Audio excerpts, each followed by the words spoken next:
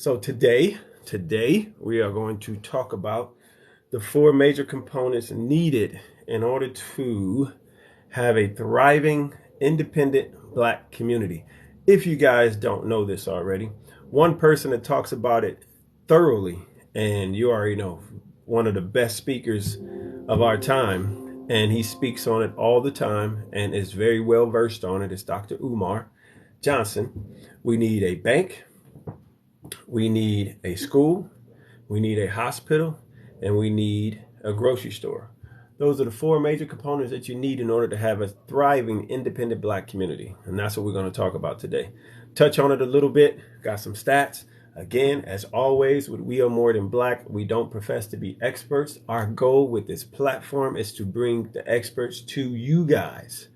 What is a more? Is that a trick question? If it's a trick question, we can handle that later. We'll talk about it. I actually have an individual that I'm going to bring on another show. We're going to talk about that.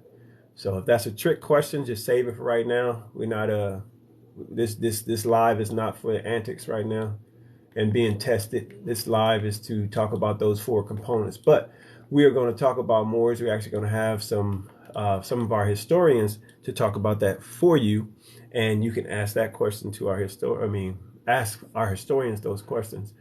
Again, there's pages or there's posts on there, brother, that speak about Moors and give you some information. There's posts on the page, so all you have to do is scroll down, look through the highlights under speeches, interviews. There's things on there to talk about it. For right now, you can get that information. But again, if that's a trick question, we're not doing that right now. Just asking because my last name is Barbie, and according to Google, I'm a Moor. Okay, we'll get into it. DM me and remind me, and we get into it. Where the Moors, I think you meant to say, were the Moors actually Muslim? No, they were not actually Muslim. We can get into that too, but that's not what the show is about. Peace, blessings, brother. Thank you. What's up, bro? Oh no. Oh yeah, is that? I can't tell from your picture. Oh, that's a brother. How you doing?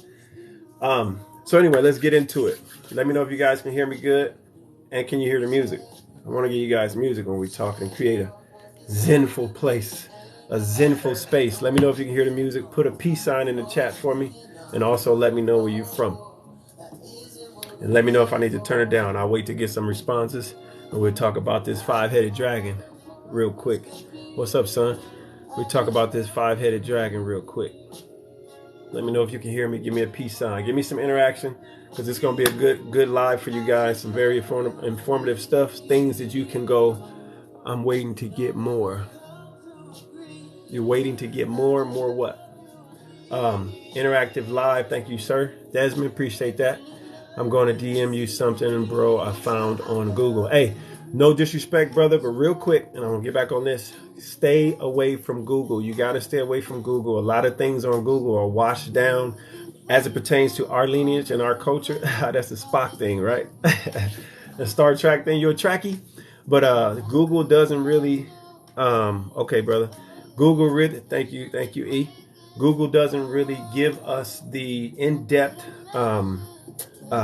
accurate version of our stuff, so stay away from Google. Remember, it's kind of like the whole thing of what you see on the page. I think you're a follower at with Christianity, with like the Confederate soldiers, the Confederate monuments, things like that. Like Google says nice things about those Confederate soldiers who have Confederate monuments, but they don't tell the truth about them like Dr. Joy DeGruy tells them. So try to stay away from Google, but I'm gonna help you with that, bro. Peace be unto you, brother. Appreciate that, Gregory. I got more pieces. All right, I'm in NYC. Yes, sir. Facts. Yes, sir, man. It's they dupe us on there, and I usually in some of my posts, I actually speak on that. I give you like with the text that I use in some of the posts, the long ones. I give you the text and the version that Google doesn't give you, that I get from our historians. So again, I'm Brother Shaka. Just want to make sure you guys know and understand. I never, ever try to profess to be an expert. My goal with this platform is to bring the experts to you guys so that you can ask the questions that's needed in order to fulfill or gain the consciousness that you need. So let's get into it. The four components needed in order to have a positive or a thriving, independent Black community. Oh, I forgot. Anybody, is the music too loud? Let me know real quick before I get into it. Real quick. Because I want to graze over these. Because I want to bring Neff on. Y'all going to love this woman. TikTok fam, y'all not going to be able to see her. But if you want to see her, go to Instagram. But you're going to hear her. But let me know. Give me a peace sign if the music is cool. At a cool volume, or if I need to turn it down. Real quick, please.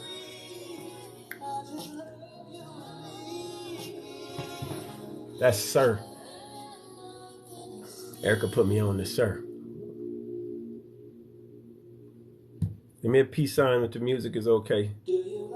I know it's a delay. Do you like? Turn it down just a tad. Okay, got you. Thank you. All right, turn the music down. I appreciate that.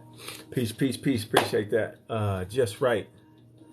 Desmond said just right, though. But anyway, so when it comes to our community, when it comes to the things that are essential to Hotep, my brother, more are Hebrews, and you coming through just fine, peace and blessing. We'll get to that too, because Moors aren't Hebrews either. But again, Professor Browder, James Smalls, they all talk about that. But I won't get off track. We'll talk about that later, brother. I appreciate you. Thank you for letting me know, John. There are 5 components that really dictate where we are, that play a large part in where we are as a culture, as Moors, as blacks. Okay, Dr. Umar called it a 5-headed dragon. Miseducation, economic castration. Okay, miseducation, y'all know what that means. We're miseducated, just kind of like us going back and forth about the Moors. That doesn't mean that somebody is, like, a lot of people don't understand that the word ignorant is not a derogatory statement. It means, ignorant means not knowing. A lot of us are ignorant to our lineage, to our history. And that's the purpose of this page. That's the purpose of this platform. Please share this live. If you don't follow us on Facebook, we're on Facebook, and subscribe to our YouTube channel. Same name. Please share this live and let people know we out here. We're doing this to try to bring our people to consciousness and bring our people into the know. All right. So miseducation, that's one thing. If you don't have it already, hit the link in our bio. It's no longer in our TikTok bio, but it's in our Instagram bio, and our Facebook bio, and our YouTube bio. Hit that link and you can go get the books that I'm a reference for you. Carter G. Woods. If you go get that book, The Miseducation of the Negro, that book is really good, really good. Love, Peace, Understanding, Freedom. Yes, sir. That book is really good to kickstart, in my opinion, to kickstart this coming of knowledge, this coming of information, and basically, starting to kickstart our coming to knowledge and coming to consciousness. All right. So miseducation, economic castration, Dr. Claude Anderson. It's called, oh my goodness, help me out, E. Help me out. It's 101 questions you didn't think to ask. It's another part of that book. But Dr. Claude Anderson writes a book that talks about economics and how it pertains to black folks, and how we have been completely X'd out, eliminated, prevented, just completely passed over when it comes to economics, and why we are where we are on the economic ladder, which is completely at the bottom. Dr. Claude Anderson talks about it'll take us about 200 years at the rate that we're going now. It will take us about 200 years to get up out of this hole that we're in and get from the bottom of the economic ladder. So economic castration, that means all the things, the resources, land resources, and access to wealth that have been taken and prevented, or taken and having us excluded from. All right. Other part, mass incarceration. We know about that. You got to get that book by Black History Reader, 101 Questions You Never Thought to Ask. That's what it's called, by Dr. Claude Anderson.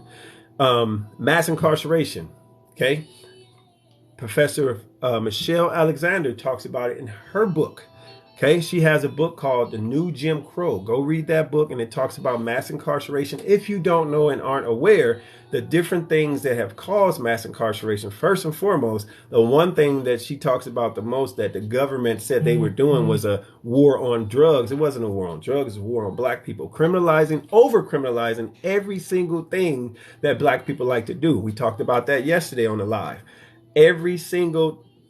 Today, the marijuana industry is a $1 billion industry. They're making money off of it, but we have people that are sitting right now, sitting on long terms. Sitting, what I mean by sitting is in jail. On long terms, how do we keep what we build this time? Hey, we're gonna talk about that. But we have people in jail right now for long prison jail sentences due to petty crimes that have to do with having, possessing, smoking, selling weed, right? Mass incarceration. So what has mass incarceration done to our community? Completely took the fathers out of the home, in some cases the mothers, took us out of the homes and met for minor things in other states. And in the states where it's now legal, there are people that are still in jail. So mass incarceration, that's the third thing. Fourth thing, access to wealth. We have been prevented, systematically prevented from gaining access to wealth. That's what Dr. Claude Anderson talks about in that book, Black History Reader, 101 Questions That You Never Thought to Ask. It is in our bio. Go check that out. That book is excellent. It'll bring you into the know. But we have been completely eliminated, excluded, and kept from access to wealth. Think about it. If we have access to wealth through banks, access to wealth through housing, what's one of the number one things to build wealth with the family and pass down the wealth from generations to generations to create what? Generational wealth. Having access to wealth. We're going to talk about that next week with my boy Aust NeferKa. The book by Richard Rothstein, Color of Law, he talks about the Federal Housing Administration, how they systematically kept us from having property, owning property. The government told the banks to tell the private business or builders of these communities to not sell to black folks. We were able to afford houses back in the civil rights era. We were able to afford houses 10 times over, but they would not sell them to us. That's how hoods got created. And we're going, Color of Law. That's how we're going to, what's up, baby? You back up in here on Toronto? That's how we're going to talk about that next week. All right. Then the last thing, gentrification, moving us out of our places, moving us up out of our communities, right? And changing those communities to what? White communities. All right. So that's the five-headed dragon. Like I said, Dr. Umar talks about that. I just posted something. No, you know what? I didn't post it. I'll post it after this. But he talks about that, and that's one of the things that, or one of the five things that keep us down, right?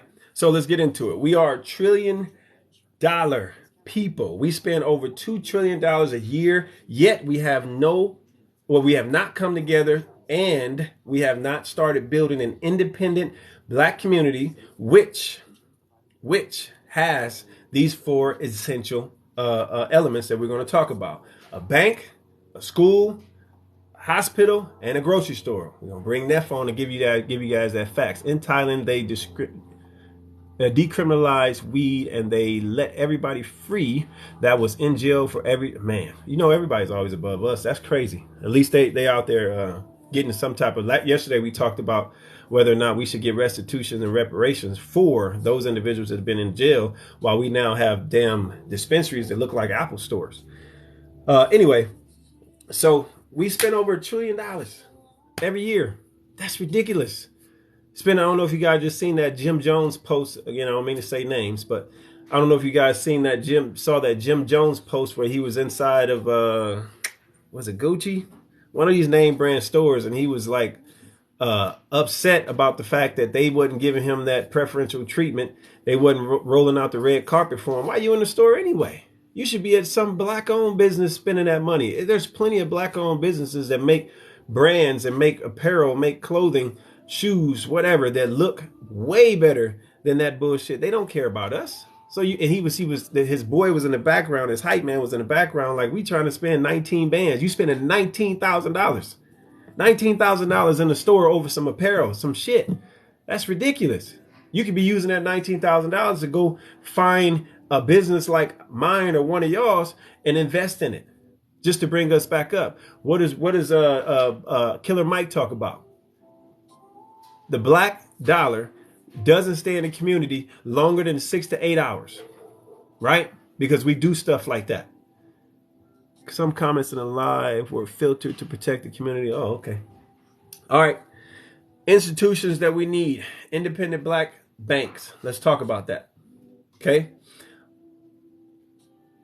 We need to talk. Well, let's talk. We'll start with school first. Our own schools with our own teachers are important because of dropout rates. Think about it like this: if we had our own independent school, big up to Dr. Umar and the school he's trying to build. Imagine if we had that in every community in the United States. Our own schools where the teachers look like us. Give me a peace sign in the chat if you guys agree.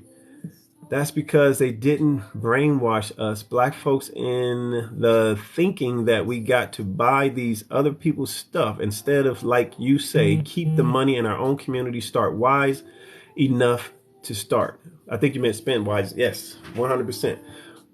They need to understand we are given to former slave owners' families. Man, I wish I can give like one of those one of those horn sounds in there, man. But hey, that's right on, Toronto, right on. But think about it. If we had our own independent black school and we had teachers that looked like us, the dropout rate, the fail rate, not graduating, all that stuff will be reversed. Because think of a kid, I know for a fact, because I coach athletes, I coach young kids. I know for a fact that kids will gravitate, just like adults, anybody will gravitate towards a person that either looks like them or who they can visibly feel, not just see, but feel they care about them. Think about it. Who predominantly runs schools? Middle-aged white women. And 9 out of 10 times they come from a community, a household who don't care about these individuals that go to the schools. So let me give you some statistics right now. Dropout graduation rates, 72.5% graduation rates for school year 2020 and 2021 was lowest compared to this for black kids, compared to all other race categories for that year. Whites graduated at 88.2%, and Asians, of course, graduated 94.1%. Again, am I pushing that we need to go to school? Am I pushing we need to, and they don't live near the school either? Very, very true. Am I pushing that westernized education is key? No, that's not what I'm saying. Okay, of course, we need to teach black history. We need to teach trades again. Think about it. If you can't get the way the world is systematically placed against us, if you can't get, I'm so nervous of my sons going to college. I know, right? We need to go to a HBCU, but we got to be careful with those too, because HBCUs are not even owned by black folks. Okay, they're owned and supported by white philanthropists, and a lot of the administrators at the HBCUs are scared to talk out because they don't want to lose their job. They don't want to lose the funding to go to the school, which most HBCUs don't even have the funding that they need anyway. You see what happened with the Deion Sanders situation, but we ain't gonna get into that.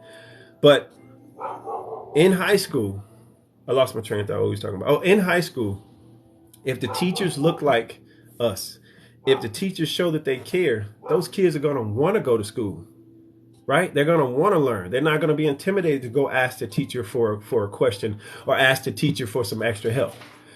We homeschooled our daughter. That's dope. But, you know, I'm not knocking it, but for other people that think about homeschooling, sometimes we also have to take into consideration that homeschooling does take away that interaction, right? That social interaction that kids need at a young age. So can you talk about that or put in the chat how homeschooling worked for you? Was it really good? And if there's any tips you can give, by all means, put it in there and I'll read it. Big ups to you for homeschooling your kid, though, Antonio. That's dope. What do we say over here? Is this an American thing? Is what an American thing? You said this. You got to be specific. I didn't talk about a lot of stuff, bro. Richard. But anyway, so the social economic factors of schooling, you know, the things that play a part in our community is like poverty, living in the hood, not having access to computers, not having the money to buy the materials needed for the school, for the kids to do their homework, to study, like having study materials or having the money to buy things when the kids got to do projects. Imagine if we had teachers that look like us and for the most part teaching subjects that pertain to what we love to do or what we like. You know what I mean? Teaching our kids trades. That's why I am rooting for Dr. Umar, and I hope his school shuts everybody the hell up. Somebody said true. Appreciate that. What's your hat say? I can't read it. It says we are more than black. The same name of the page. It says we are more than black. I'm gonna start getting these hats out to y'all too. But so yeah, there's a whole bunch of social economic factors that play a part. But if we were to create our own schools, like a lot of people, I know some people haven't gotten it yet. I'm actually surprised. Some people talk about the schools that like LeBron has and Diddy paid money to support, but those aren't independent schools. Those are charter schools. Their name are on it. They don't own those schools. You know what I mean? We need schools that belong to us. Schools that, you say I misspelled more? No, it's spelled like that. It's not supposed to be M-O-R-E. It's more. Like, we're Moors, bro. We had parents, the gentleman Antonio Hall, who homeschooled his kid. We had parents that came together, partnered with a church to use a building. We had over 60 kids. That's bomb. Man, I wish I can give you some hand claps or something. That's bomb. That's dope. That's dope. And you guys, the kids all graduated. What age group, if you don't mind me asking? All right, next subject, next topic, next one of our key points. We need our own banks. Let me get some interaction in the chat and let me know. I almost dropped my computer. Let me know why, before I even mention this, I gotta go back to my page. Before I even mention this, let me know why it's important. Why do you guys think it's important for us to have our own independent banks in our community? I want to see if everybody's up on game and understand what's happening when it comes to banks. Why we need to have our own banks in our communities. If you can, put it in the chat. I'll wait a couple seconds. We're either black or we're Moors. Can't be both. We are more than black. Stop reading into that, man. Let's stay on topic about this, bro. We can debate about that later, if you don't mind. My brother Scott, it's more. Do you know of them? Yeah, let's stay on topic right now. We already have our own banks. We have our own banks? Where? We have a lot of independent black banks, but remember, we're talking about the 4 elements that we need to have a thriving independent black community. It's cool to have this here and that there, but we need all 4, just like Black Wall Street. Now, we always talk about we're not trying to redo we want to redo what Black Wall Street did, but let Black Wall Street be where they were and leave it at Black Wall Street, and we create another name. A few lives ago, we were talking about getting the independent. If we were to use this platform, which is what we want to do, use this platform to get to that point, to get to independent black communities where we have banks, schools, hospitals, yada, yada, yada. We want to name it after our black inventors. But there are several prominently black credit unions. I understand that. But that's just the bank by itself is not helping our community. You know what I mean? That's a start. We just need to capitalize off of every single spot where those, because some of them are rigor mortar and some of them are online. I don't know if you know that. But we need to bring it together to where we have all 4 of those things. Because all the black banks are controlled by the fake Jews. Not necessarily, bro. We're not gonna do conspiracy theory. The money will stay in the community and be invested in the community. That's right. That's right. I think that's Keisha. No. Tell me how to pronounce that. Let me read some more comments. Hold on. Can grant money to be used to start these schools and pay for these teachers' salaries. Bam! Say it, Sasha. For one, it keeps the money in the community, and we had a bank back in the day, but they stopped black folks from having the bank because they were helping people get houses. Do you know about what happened with the Freedmen's Bank? Look that up. It's actually on our page. Freedmen's Bank, they completely shut our banks down during the time of Black Wall Street. We actually did. There was a bank called the Freedmen's Bank. We are the poorest, yet the biggest consumer. Money does not stay in our community. That's right. We spend over $1 trillion a year on bullshit. Okay, what's your level of education? We need economic institutions not under their system. You got a different chat going on with antis. Hey, come on, man. Scott, my brother, we're trying to keep it positive, G. If you want a challenge and all that, just kind of listen to what's going on and then send me a DM. I promise I'll acknowledge you then. But we trying to keep it positive. I don't see no anti-Semitics in here, bro. What's your level of education? I have a master's in kinesiology and minor in African American studies. But let's keep it positive, bro. Like, we're not here to do the challenging and stuff. Let's keep it positive. Was that tied to the Freedmen's Bureau? I'll get back to you on that question. I always want to make sure that I answer correctly and accurately, but we'll look that up. Any other? No.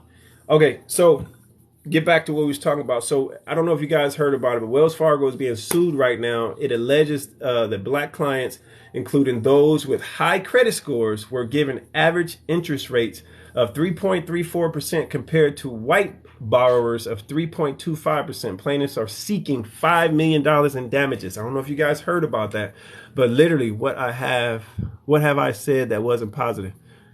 All right, bro. Anyway, I don't know if you guys heard about that, but Wells Fargo is being sued for basically they have proof. There are individuals that have proof that they were discriminated against black borrowers, black people going in and try to borrow money.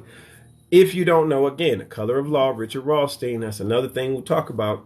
If you don't know, the Federal Housing Administration, banks in the 1950s were literally overtly preventing black folks from gaining loans to have to buy homes. Or if you hadn't looked this up, this is something you can go Google. Levittown.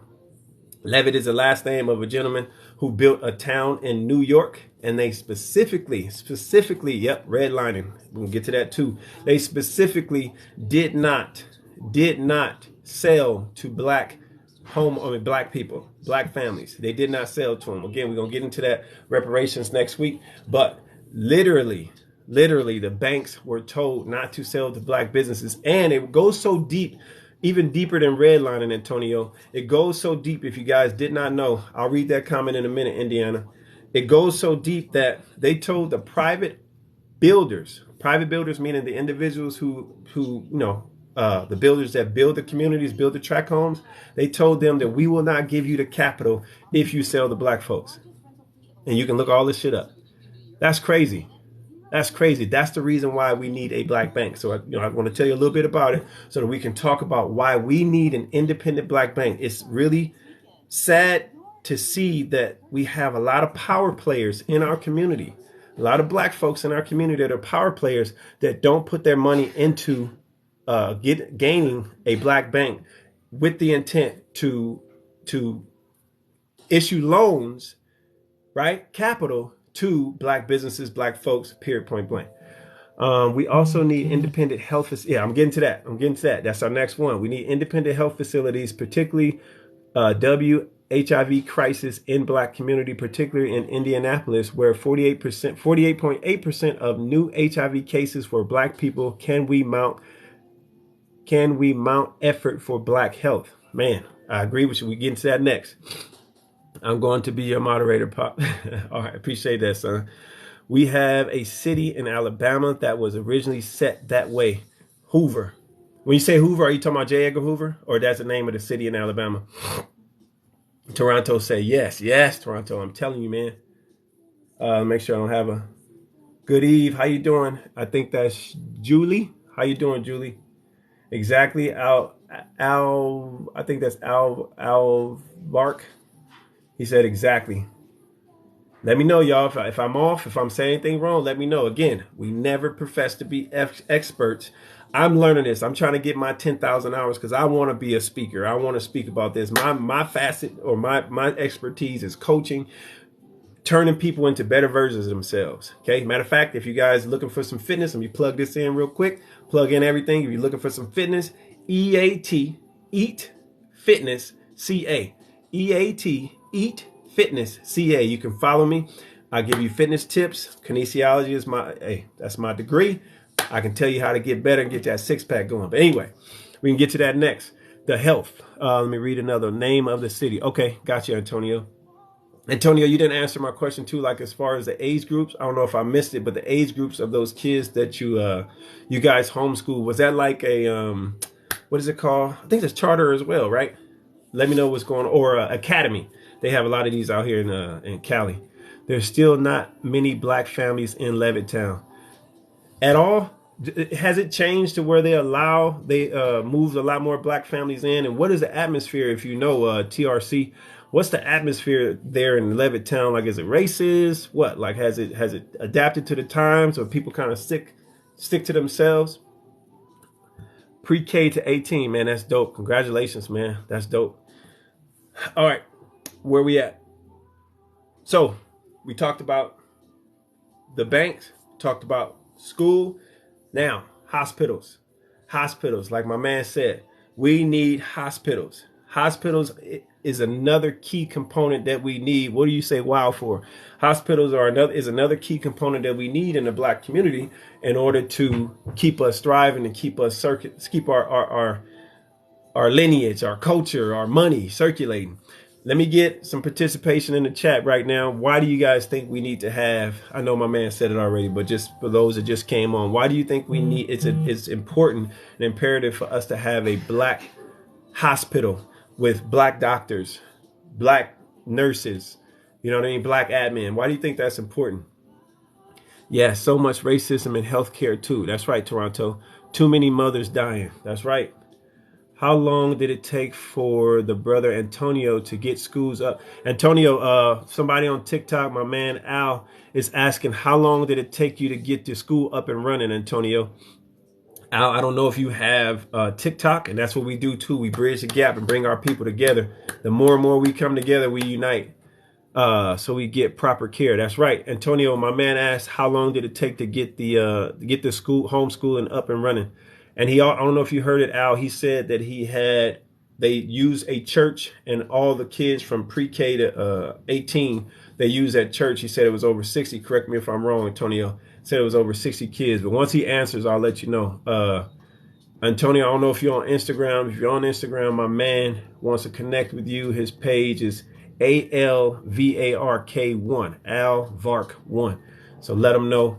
Put him up on game how to get a school started. Al, you trying to get a school started? Because of systemic racism, that's the answer. Yes, sir. I mean, I don't know if it's sir or ma'am. I can't tell from your page.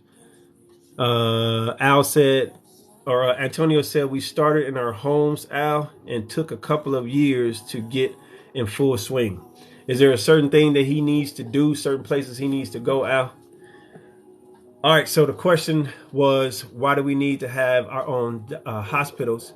Our body makeup is different than other folks, so it will take our people to diagnose our health issues. Man, I like it. Now, I'll go into a little bit of conspiracy theory. I don't want to talk about it too much because I'm not well versed on it, because it's not something that I pay attention to. But the conspiracy of organ harvesting, organ trafficking. A lot of people talk about that. So it's kind of like that situation with Hitler. Like, you know, I don't support Hitler, by the way. But, you know, Hitler said, if you tell a lie and you tell that lie over and over and over and over again, most times it becomes truth, right? It becomes truth. So people keep talking about this organ harvesting, this organ trafficking. And specifically, Dr. Joy DeGry, she talked about it briefly in some of her posts. If you don't see it, if you haven't seen it or haven't looked her up, Dr. Joy DeGry, DeGrui, her posts are on my page as well. I'll read that in a minute. But she talks about how some of the racist white doctors back in the day used to do treatment on us without any type of anesthesia, without any type of medication whatsoever, because it was a myth that Black folks' pain tolerance is way higher than ours. I guess they thought that was the case because they whipped the shit out of us and we didn't fight back. But if that is true, like I said, that conspiracy is true, that's one of them. To me, that would be, since everybody says something about it all the time, that should be a determining factor, a major factor. Let's go, Neff. That should be a major factor as to why we need to have our own hospitals, right? Our own hospitals, our own nurses that look like us, 100%. I hit it, Neff. So that's very true. Those comments that you made are very true, and I agree. Neff, what up? Blessings to Tep and my aunt family. Yes, ma'am. You can hear me fine? I can hear you really good. I got Neff on, you guys. Let me read this last comment, and we're going to talk about our last point of having a grocery store. This is the expert right here.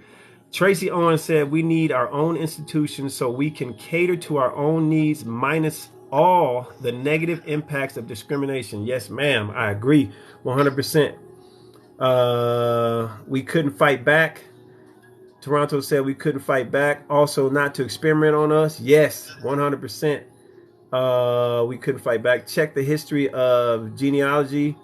They don't give us tests because of bias. Tuskegee experiment. Yes, ma'am. Oh, yes, sir. Sorry about that. And what we said over here. Is it better to build this in Africa because Neff, I'll let you take this one. Because we will, is it better to build this in Africa when we build this in the U.S.? I don't know what, something FBI, FBI ban via will destroy it anyhow. I think you're saying the FBI would try to destroy it. I agree. Got to be careful of that.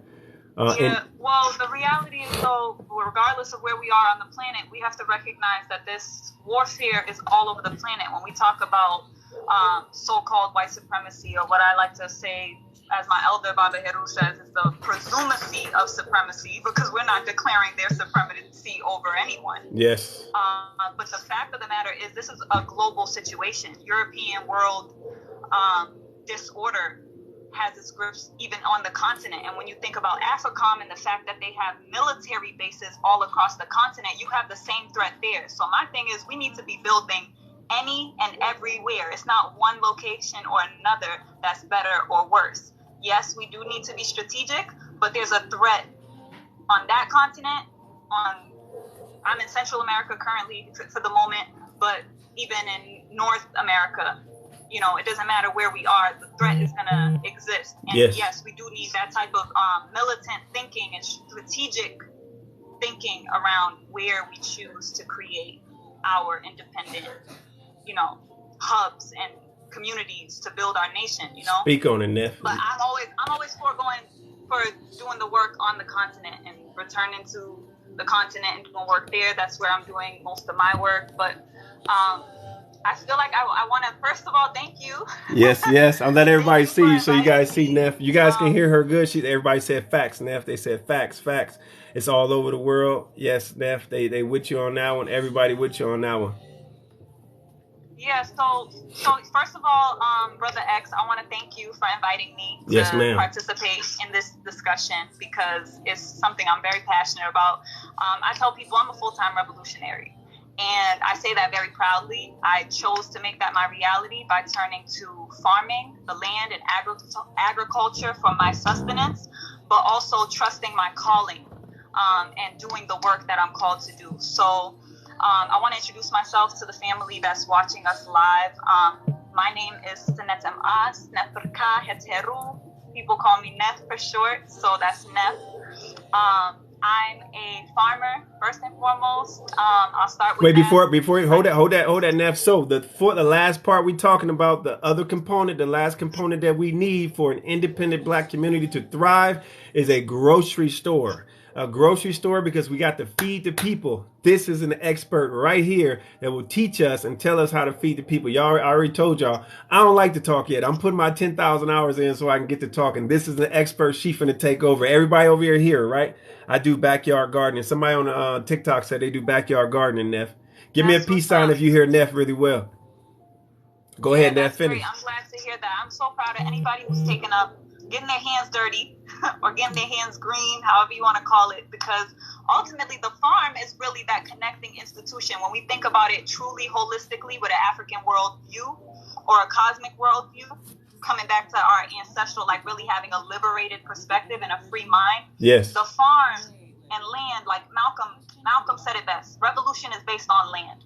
So when we think about the farm is the bank, because agriculture is the foundation of economy, because economy is based on your ecology. It's your environment, your ability to galvanize your resources to produce, right? So land and farming is essential for that. Schools, nature is the greatest teacher of all time. Yes. Right? And then hospitals, like prevention is better than any healing. But yeah, we need hospitals too. You know, you break a leg, you can't really just patch that up with some herbs, right? So exactly. We know we need hospitals too. But it's also the grocery store. You go right out to your garden, to your farm, you get to harvest your food.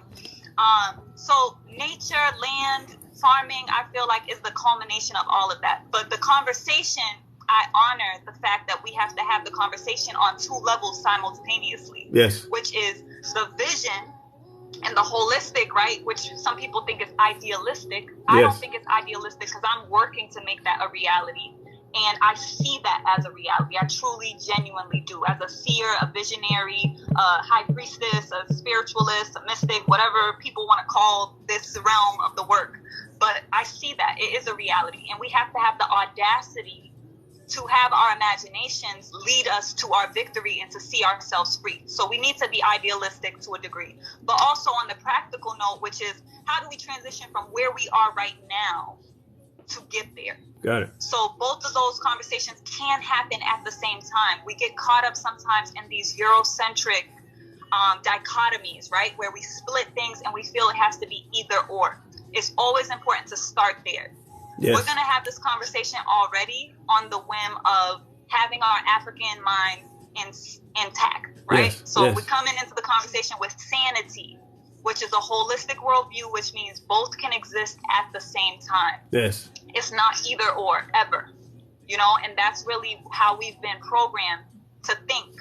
So so I'm the mother of a revolutionary instrument called Tehuti Ma'at. So that's the page that I'm tuning in on. So you can feel free to follow Tehuti Ma'at. Spell it out for him, Nef. Huh? I spell it out for them. I have the TikTok on your page right now, or on the they can see it, but spell it out for them so they know how to find it. Okay, so it's TEHUTIMAAT. MAAT.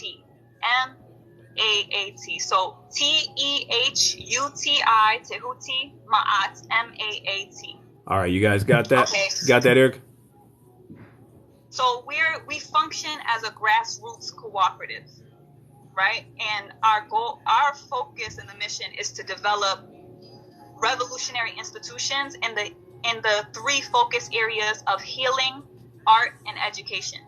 So all of the institutions that we build and all of the programs that we create are tied to the initiative to develop further institutions. So this could also be existing institutions that need organizational structure, right? So I've been a community organizer for the past 8 years, primarily based in Brooklyn, in a particular part of Brooklyn that's historical and very important for people to know. It's called Weeksville. Weeksville is one of the Black Wall Street. It's one of the first sovereign Black communities post-enslavement.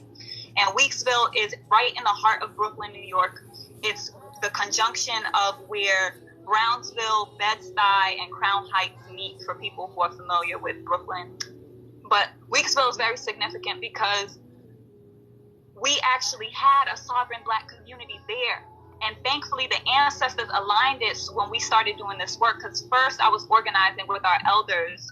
We have a group of very powerful elders that have been doing revolutionary organizing and street work. I mean, like boots on the ground, like in the street, talking to the people, organizing people, but specifically taking that fight and representing the Africans colonized in America, right? So those of us who have been colonized, who are based in America, what they call African American, having representation on the global stage. These elders are attorneys, right? So I'm talking about lawyers, I'm talking about very serious elders. Power players. Yeah, power players, and their organization, the organization is called the December 12th Movement.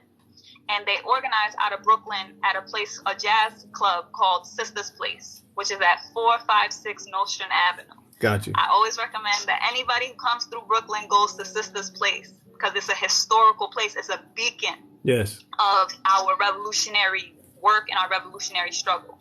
Now, these elders go to the United Nations and represent us as a population and as a people specifically. So I was organizing with the elders, and we were first focusing on economic empowerment. And this was back in around like 2015.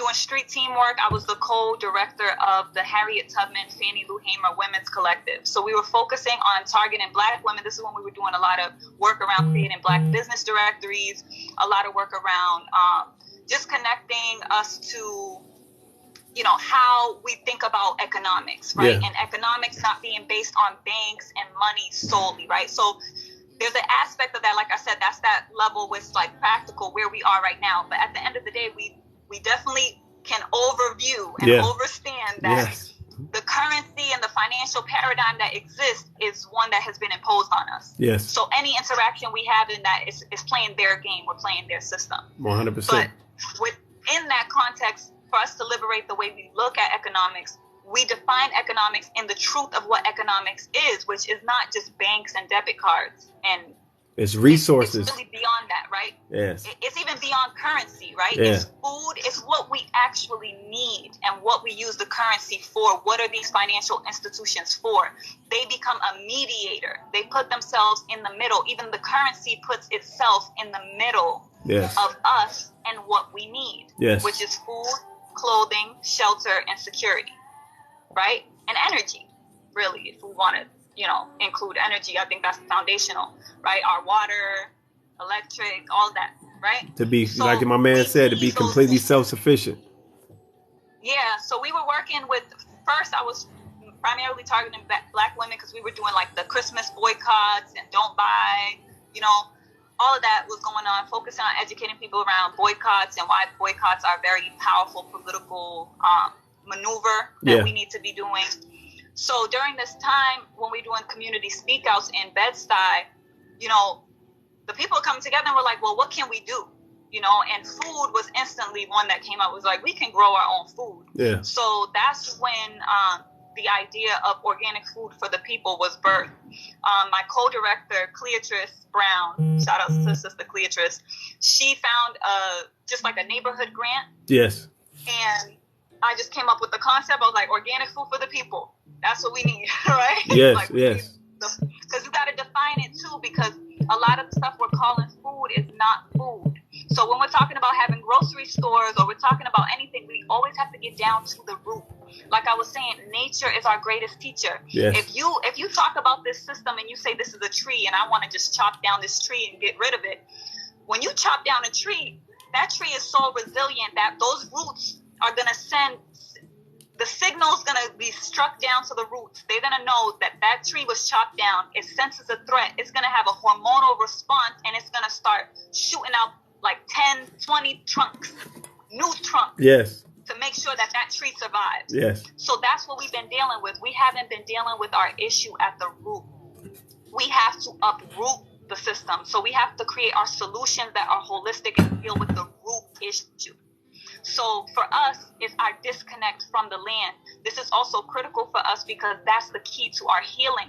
When we talk about the enslavement of our ancestors, that's forced labor. Yeah. Our relationship to nature and our relationship to land was corrupted. That's the deepest wound that we have. Yeah, I agree. It's beyond, you know, even the humanity of it, because our humanity is our connection to this planet, our bodies, our physical reality. We wouldn't have these bodies if we weren't on this earth, if we weren't on this planet. Yes.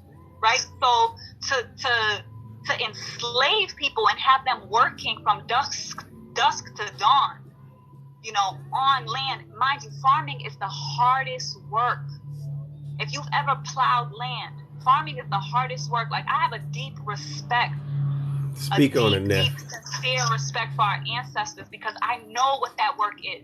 And you have to, like, you really have to know. It's kind of like, I mean, what's the best example I can give in my pea brain right now as it pertains to farm? It's like baking, right? Like, you got to know how to, when to have the right ingredients. You got to have little meticulous things in place in order to be successful at farming and have it to actually grow and prosper, right? Yeah. Exactly. It's a science. And that's the thing. They would love to have us believe that they just went to Africa and got some random niggas picking cotton and shipped them over here. No, they got the most intelligent people. Yeah. You're talking about people who were scientists. Yeah. You're talking about, we might not call them that. They don't even want you to call them people. You're talking about those that were enslaved, right?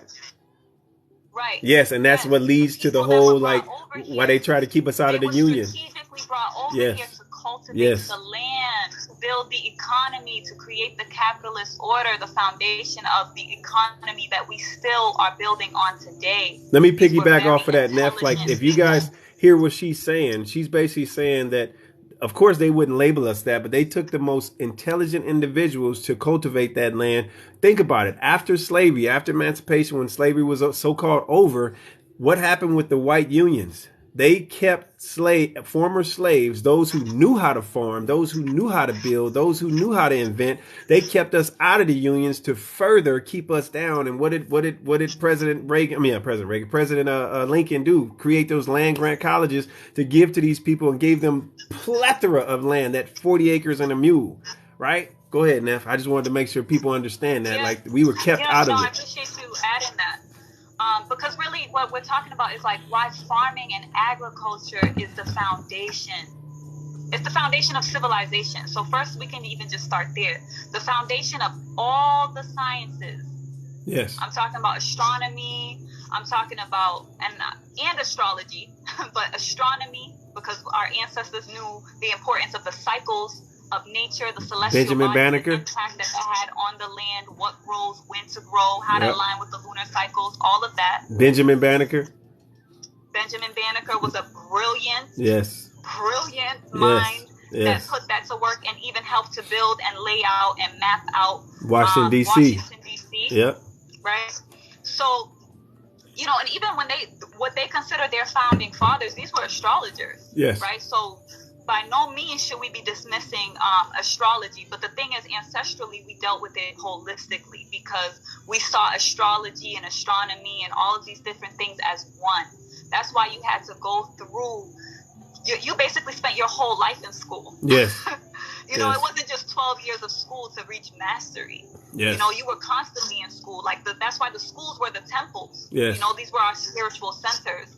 And that's also why this is our highest level that we have to arrive at, or how we will win the war is through embodying our greatest gift, which is our spiritual soul knowledge, right? Our cosmic worldview. Because our ancestors also acknowledged that we were beyond this earth. Yes, we are the original beings of this earth, but we knew that our consciousness was streaming from beyond. Yes. So all this talk about the aliens and all this stuff is such a huge distraction. Like, we right here. Yeah, exactly. We right here. I can't stand, like, this alien shit. Like, I can't stand that. Like, think about it. Like, we would have seen aliens by now, bro. It's such a distraction in so many different things. It's actually a big distraction. That should probably be a whole nother line. No, I ain't touching. Hey, Neff, you know, I ain't touching that. I'm leaving that alone. But it is an important thing to think about, because when we think about agriculture and farming, the reason why it's the foundation of civilization, mathematics, architecture, right? I'm saying all the sciences, is because when we had our ancestors who came and taught the people how to cultivate the land, when we started cultivating the land, we transitioned from being hunters and gatherers to being farmers and gardeners. Yes. And we were able to create surplus. That surplus allowed us to stay still in one place. What that allows you to do is to observe nature. That allows you to build. You can't build no architecture if you got to hunt and gather and you're moving around, right? Yeah. You can only build when you're in a fixed place. Now, when you look at somewhere like ancient Kemet, and you look at the Great Merkuti or the pyramids, those are aligned with Asar's belt. That's an astrological alignment. So you're talking about ancestors, like, we were observing cycles of nature for thousands and thousands and thousands of years. Yeah. And when we talk about being African people, Africans have been traversing the earth for millennia, for millions.